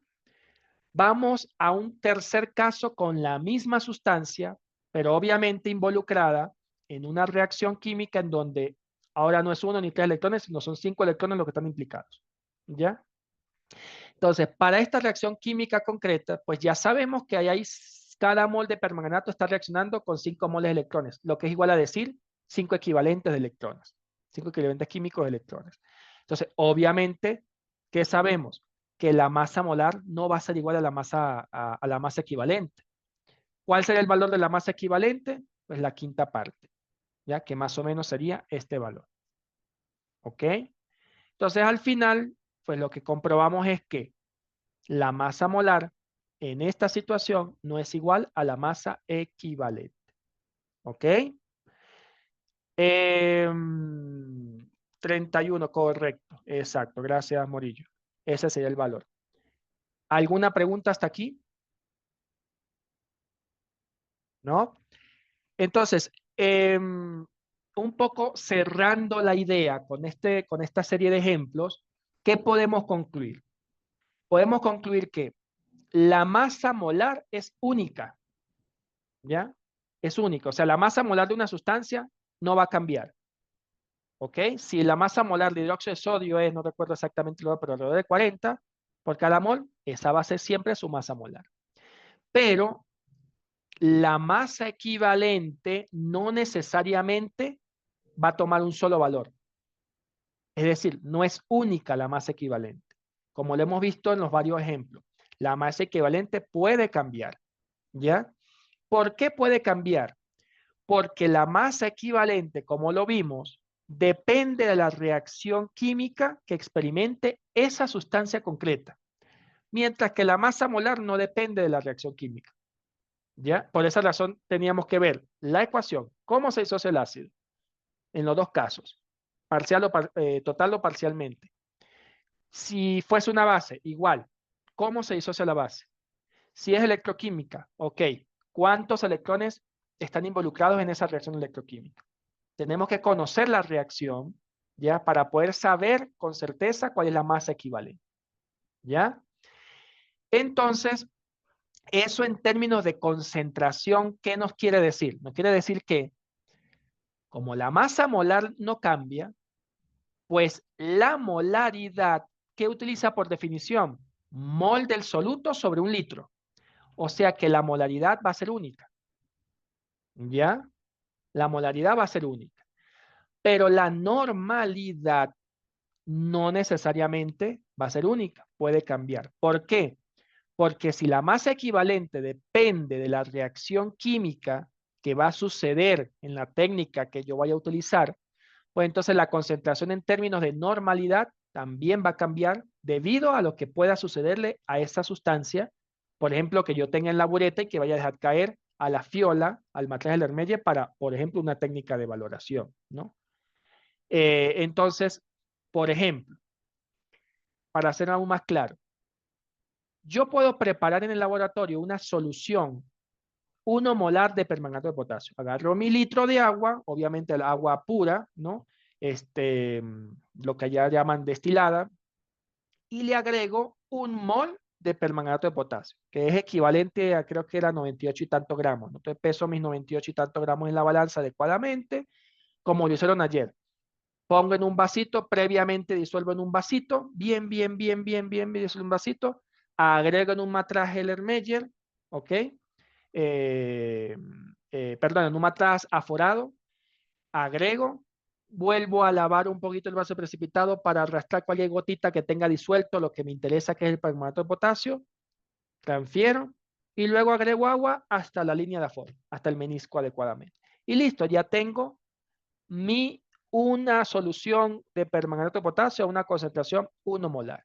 Ahora, ¿qué pasa si yo esa solución que preparé 1 litro, bastante volumen, yo digo, bueno, yo la voy a utilizar en esta técnica en donde va a llevarse a cabo una reacción concreta y conocida. Yo la debo conocer. Entonces, supónganse que yo voy a utilizar esa solución, un poquito de esa solución, no sé, me invento 300 mililitros, en una reacción posterior en donde ese permanganato va a actuar como agente oxidante en medio básico. Si va a ser usado para eso, pues resulta que la normalidad va a ser igual a la molaridad. ¿Por qué? Porque la masa equivalente va a ser igual a la masa molar. ¿Y cuándo sucede ese caso? Cuando el número de electrones con el que va a reaccionar el permanganato es 1, 3 o 5 electrones.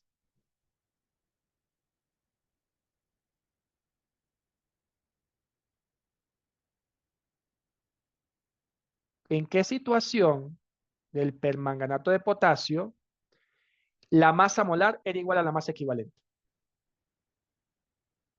Cuando el Con un permanganato... electrón. Correcto, gracias García. Con un electrón. Entonces, si yo me regreso, voy a regresarme un momento, al caso 1, resulta que aquí el permanganato en esta reacción está actuando como un agente oxidante. ¿Ya? Y por esa razón aquí la concentración de esto es 1 molar, pero en términos de normalidad también va a ser 1 normal.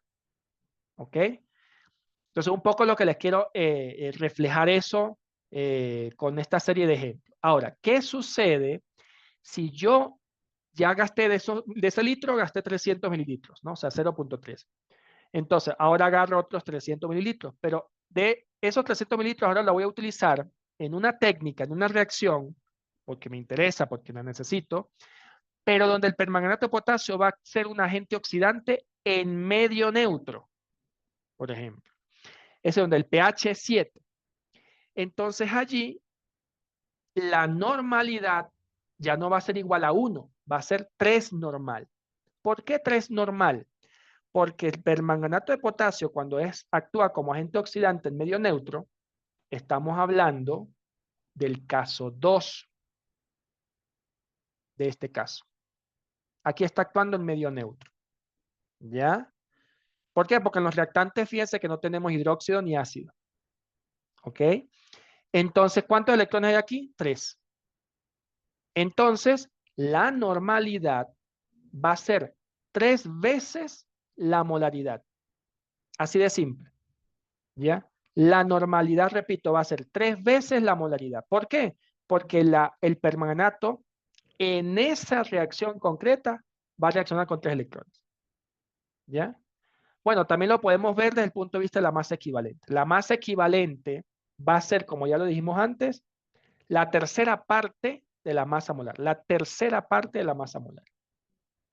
Entonces, por esa razón, esa solución 1 molar puede ser, en términos de normalidad, por ahora, 1 normal, si va a actuar como agente oxidante en medio básico esa sustancia, o 3 normal, si va a actuar esa sustancia como un agente oxidante en medio neutro.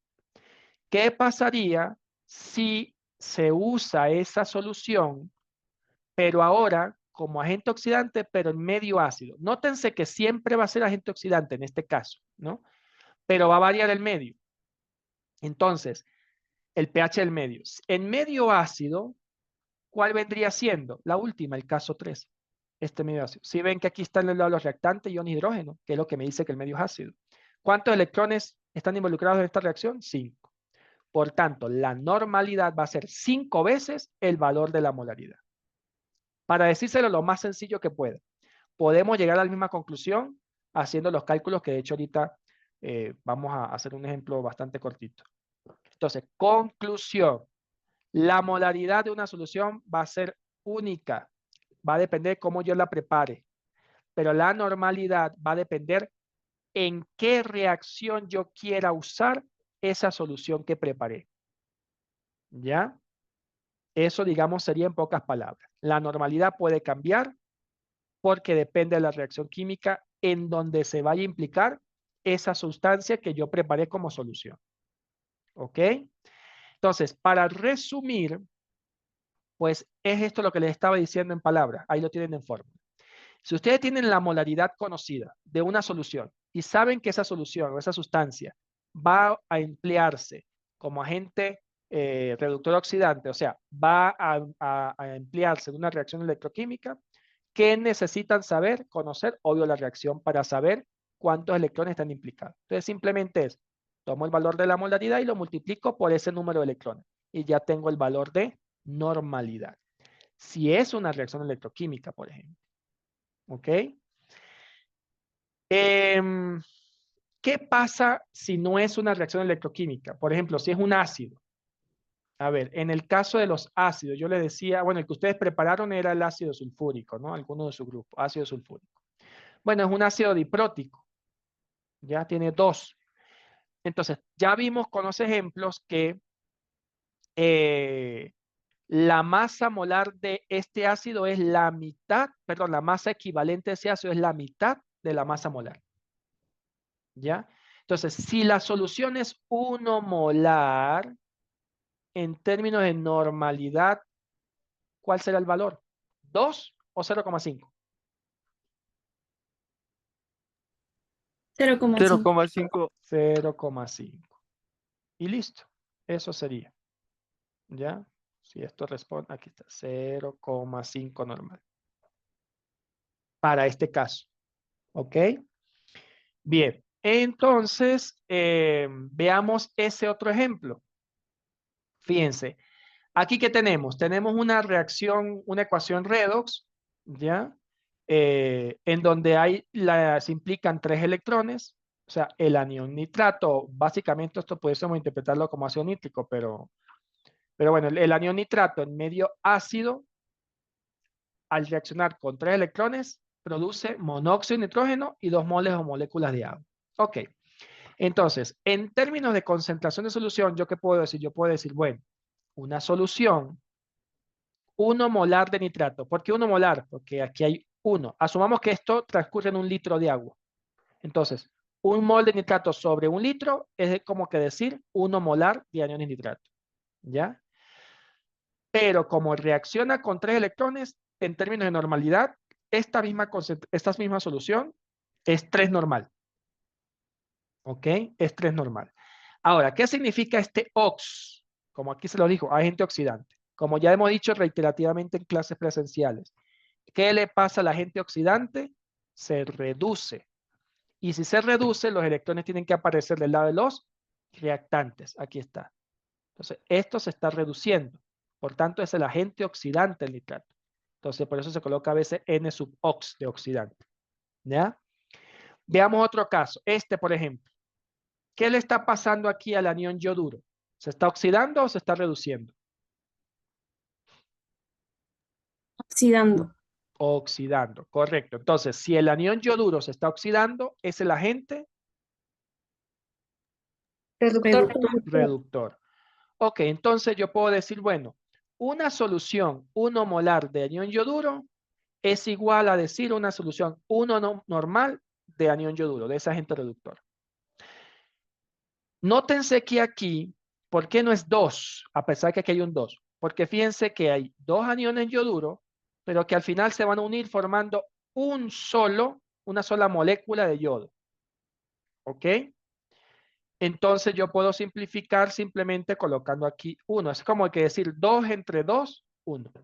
Entonces, una solución 1 molar de anión yoduro es igual a decir 1 normal respecto a esa misma sustancia.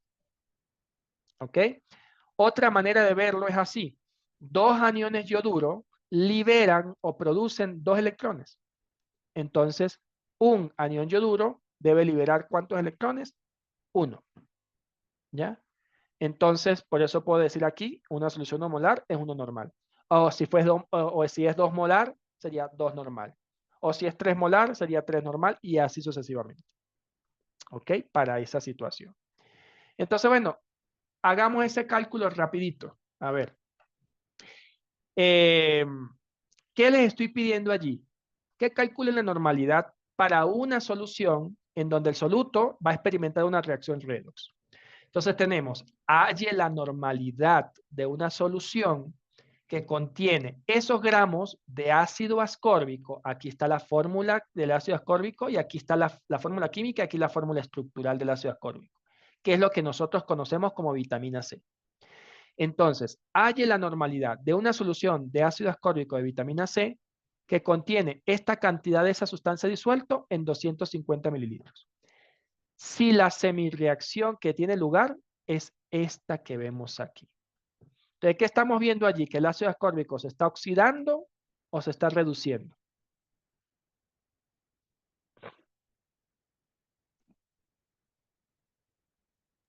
Oxidando. Correcto, porque vemos que se están produciendo electrones del lado de los productos, valga la redundancia. ¿Ya? Entonces, significa que esto se está oxidando. Ahora, como es una molécula orgánica, ¿qué les decía en la oxidación? Oxidación es ganancia de oxígenos o pérdida de hidrógenos. ¿Ok? Si ustedes comparan el número de hidrógenos que hay aquí respecto al número de hidrógenos que hay aquí, van a poder observar, no los voy a contar para no invertir tiempo, pero van a poder observar que aquí faltan 2 hidrógenos respecto al número de hidrógenos que hay en esta forma, que serían estos mismos que están aquí. ¿Ya? Entonces, eso me confirma, pero usando otra estrategia, otro concepto de oxidación y reducción, cuando son moléculas orgánicas, que efectivamente el ácido ascórbico, la vitamina C, se está oxidando en esa ecuación. ¿Ok? Entonces, bueno, ¿qué tenemos que hacer allí? Queremos calcular normalidad. Es decir, necesito calcular esta normalidad. ¿Ok? Pero para calcular la normalidad, ¿qué necesito conocer? La molaridad y el número de electrones asociados o implicados. Ya yo conozco el número de electrones, que son 2, ¿no? En la semiecuación. Entonces, ¿qué tienen que hacer? Por ahora, calcular la molaridad, algo que ustedes ya saben hacer. Entonces, ¿cómo calculamos la molaridad aquí? A ver, díganme la estrategia y luego me dicen los valores. ¿Cómo calculamos molaridad?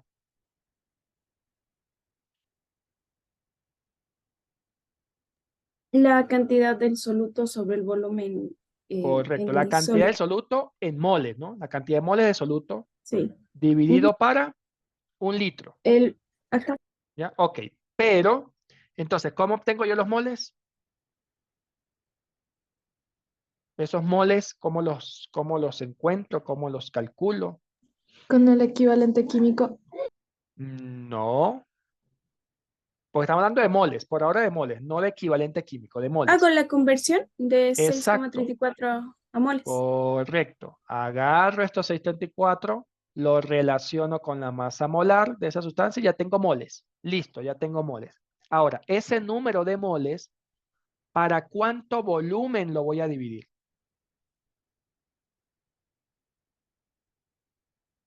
¿Para un mol? Perdón, ¿para 1 litro? ¿O para otro volumen diferente a 1 litro? Cero Para coma. los 250 ml, pero pasado a Correcto. litros. Exactamente. Para el equivalente en litros de estos 250 mililitros. Ya está. Ya tengo molaridad. Y si quiero normalidad, ¿qué tengo que hacer? Multiplico esa molaridad ¿por cuánto? Por el número de electrones implicados, que es 2. O sea que la normalidad de esta solución va a ser el doble de la molaridad. Ok, calculen cuánto les da la molaridad y nos comentan.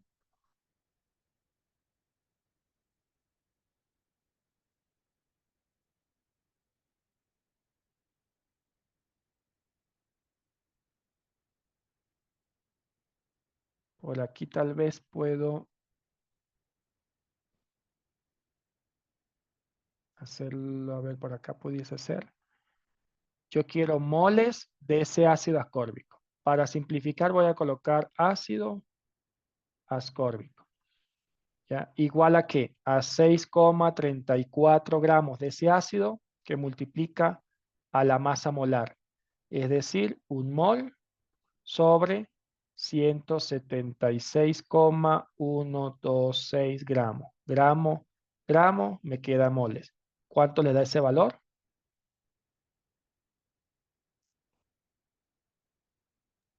0,036 moles. Ok, listo, 0,036 moles. Ahora agarro ese valor y lo divido para lo que ustedes me dijeron. ¿Cuánto sería esto equivalente en litros? 0,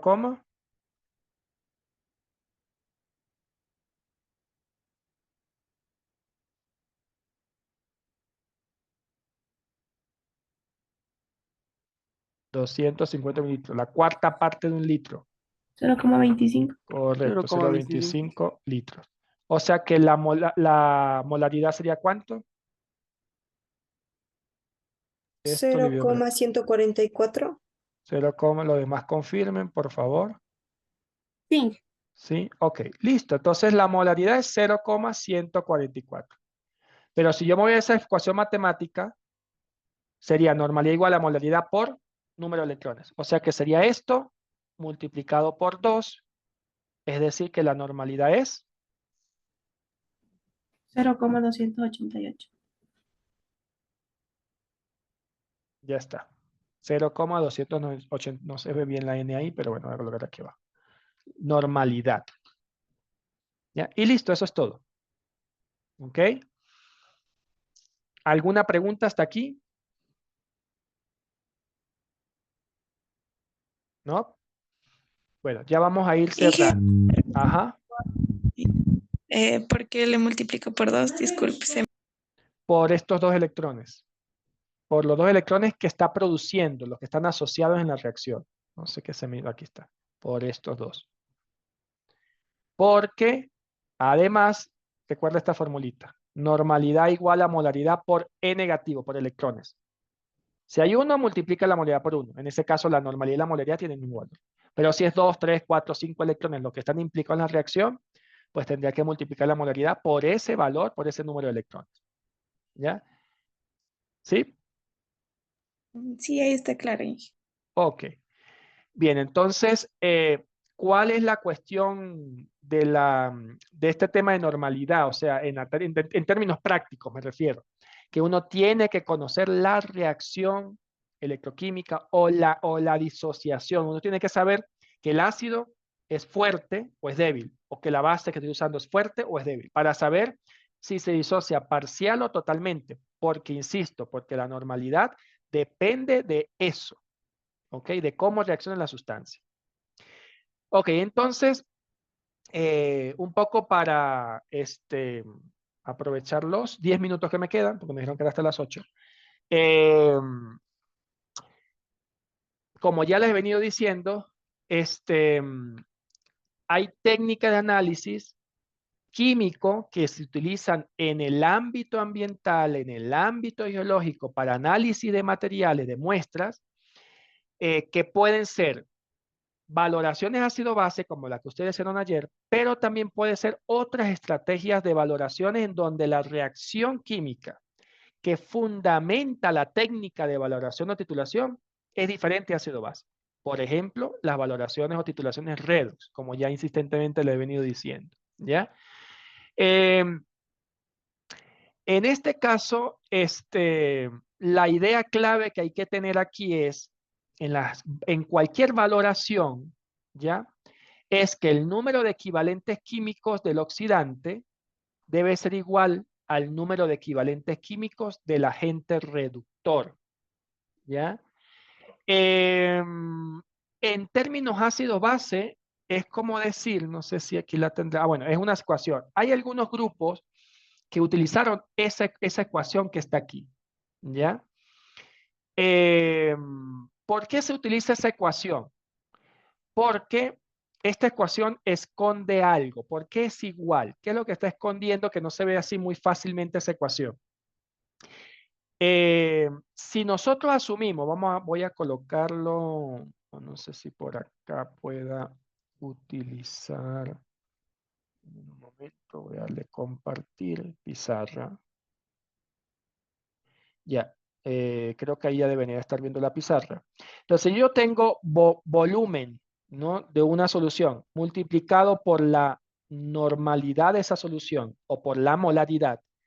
¿Ya? Entonces, uno dice, bueno, el volumen del agente oxidante multiplicado por la normalidad de ese agente oxidante va a ser igual al volumen del agente reductor multiplicado por la normalidad o molaridad de ese agente reductor.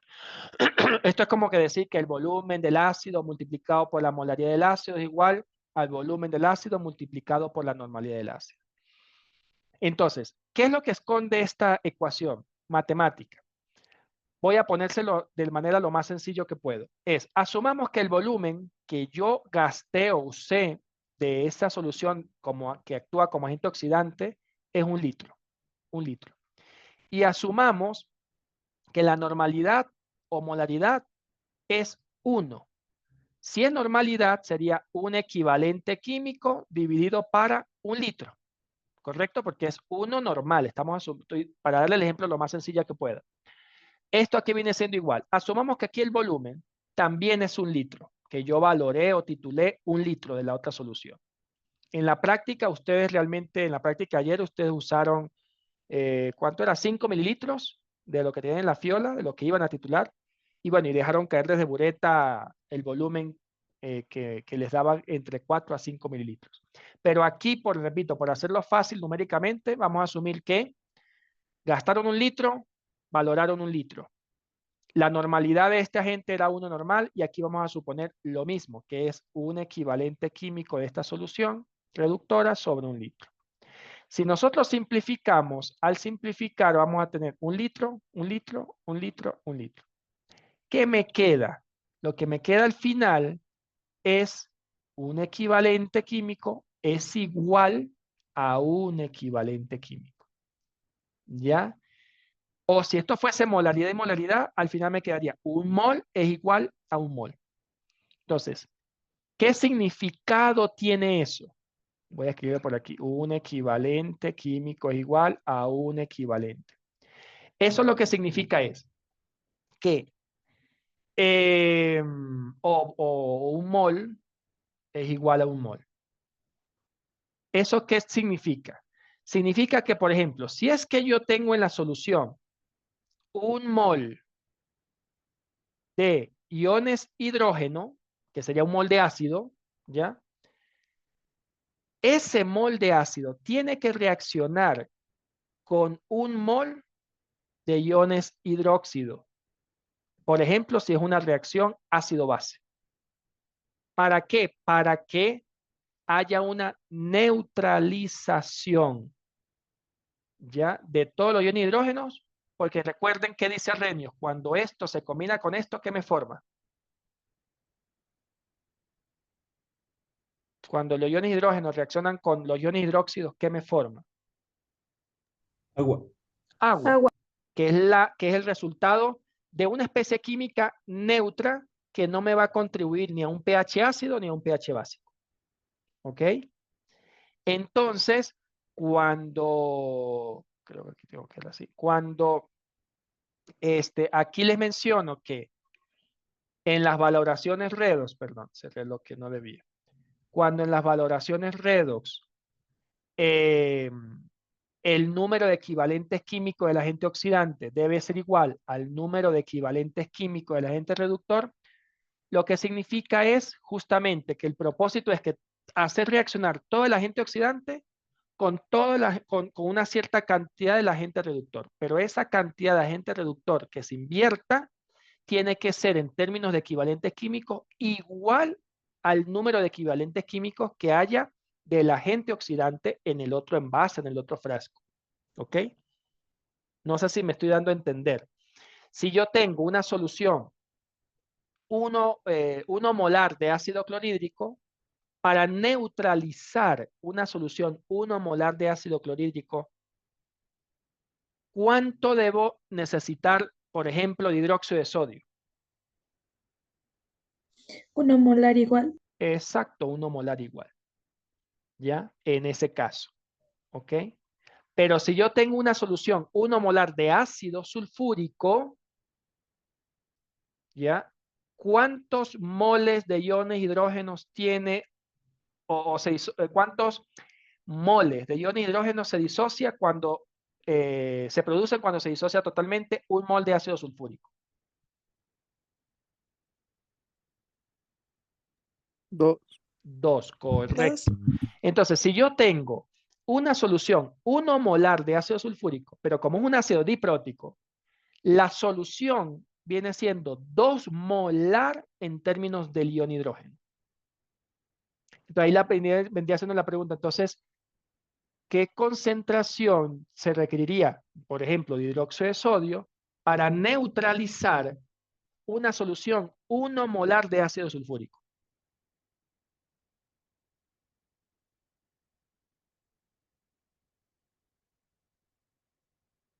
¿Puedes repetir la pregunta, Inge? Si es 1 molar en ácido sulfúrico, pero como un ácido diprótico, los iones hidrógeno allí no va a ser 1 molar, van a ser 2 molares. 2 moles por cada litro. ¿Ya? Entonces, si yo voy a titular con hidróxido de sodio, ¿cuántos moles necesitaría de hidróxido de sodio? Para que... 2. Correcto, 2. 2. Exactamente. ¿Ya? Porque hay realmente 2 moles por litro de iones hidrógenos por ser un ácido diprótico. Entonces necesitaría el equivalente, o sea, en términos de número de moles, el mismo número de moles, pero de hidróxido. 2 moles de hidróxido. 2 hidrógenos positivos más 2 hidróxidos que me forman 2 moles de agua. Y se neutralizan 1 a 1. Bueno, en ese caso sería 2 a 2, pero matemáticamente seguiría siendo 1 a 1. ¿Ya?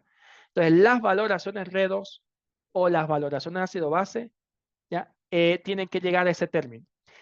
Ahora bien, cuando ustedes estaban titulando, no sé si por aquí tendré esa imagen, esto lo voy a pasar cuando, no lo tengo aquí. Pero cuando ustedes estaban titulando, es decir, tenían aquí la fiola, ¿no? El matraje del armélio, y aquí tenían la bureta, sobre todo los grupos que les cambiaba de incoloro a rosado, sobre todo ese grupo, yo les decía, va cayendo desde arriba, creo que en la bureta tenían el ácido clorhídrico y en la fiola tenían el hidróxido de sodio. Y aquí le colocaban una gotita de fenolftalina, que era el indicador. Entonces ustedes iban comenzando a dejar caer el ácido clorhídrico desde la bureta. Entonces yo les decía, tenga cuidado cuando usted comienza a observar que cae una gotita y se le mancha de rosadito, pero desaparece casi instantáneamente, tenga cuidado. Porque ¿qué significa eso?